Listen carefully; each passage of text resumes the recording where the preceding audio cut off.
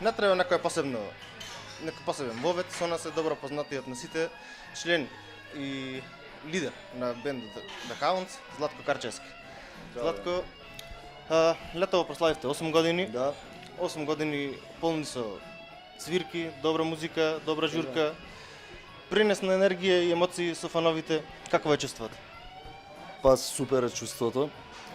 Мислам дека конечно почнува да се вреднува нашиот труд. Мислам дека публиката не следи на секаде и се надам дека ќе продолжиме со тој темпо. Каква е паралелата пред 8 години кога почнавте и сега? Како е да не го опишеш едноставно напредокот на бендот? Добро, сега пред 8 години на нашите почетоци немавме ни толку публика. Едноставно никој не знаеше. Сега сме познати од тие рок-н-рол кругови. Релативно е полесна работата од тогаш до сега, но сега паралела една да направиме со, ако се земе во предвид тоа дека малце рок-н-ролот станува pre-underground музика за држава, може да се каже дека од таа смисла е потешко да најдуваш континуирано настапи. А иначе мислам дека е полесно за нас пошто сме релативно попознати од тогаш. Тоа каква е сцената во Македонија од пред 8 години и каква е сега на паралела? Мислам дека ни ти ја слушаш таа музика, мислам дека добро знаеш каква е сцената на Македонија, дека оди во сосема спротивен правец од тоа ние што го свириме, значи мислам дека е презаситено со турбофолк и такви работи. Но во секое место, во секој град во држава има по некој локал или некоја сала која што е како остров и во која што се вреднува субкултура, урбан звук и тоа што ние се трудиме да го пласираме на пазарот.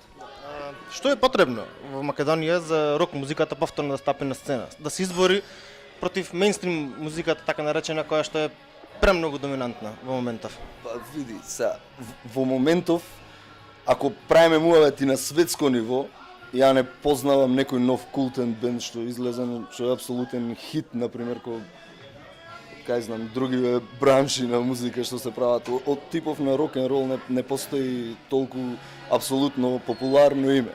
За Македонија веќе е друга приказна. Ти кажав дека во друга насока оди музиката. Не дека публиката не е желна да слуша нешто ново и урбано, туку едноставно мислам дека најголемата причина се медиумите што оваа музика конкретно нема доволна застапеност во медиумите.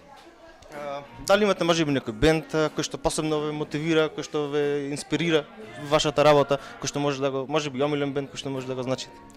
Има многу омилени бендови, милиарда бендови што ги сакам и што секогаш ме инспирираат. Не конкретно за рок-н-рол музика, туку од секоја музика можеш да ископаш нешто што тебе ти ја гаѓа душата.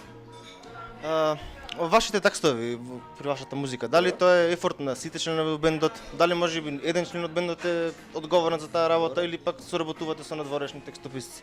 Вака сега, целосната музика на сите песни што ќе бидат на првиот албум е наша, значи на The Hounds ја правиме заедно, а околу текстовите соработуваме со многу личности. Најмногу застапена во текстовите е Весна Малинова, исто така Леана Таки, Кирил Бабамов. Имаме некои наши текстови, ги работиме сите заедно и пред да излезе било каква работа треба да им се допаѓа на сите. Тоа е целта. Кажи ми во една песна, колку музиката може да влие врз текстот и обратно, колку текстот може да влие врз музиката? Па не знам како да ти кажам тоа. Ние сме правили песни кај што прво ни излегува музиката како инспиративен инпут, па потоа го правиме текстот, го прилаготуваме и завршува на сосема друга приказна. Сме работели и обратно кај што сме правеле музика за врст базиран текст. Во глобала е исто, нема некоја посебна разлика. Само пристапот е различен што, например, музиката ја прилаготуваш на текстот или текстот на музиката. Сега ексклузивно ни најавивте дека имате нова песна. Така. Што можете повеќе да ни кажете околу тоа?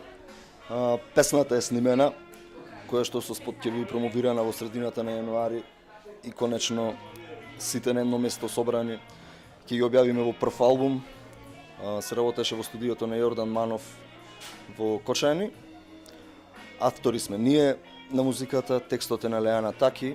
Ја слушнете.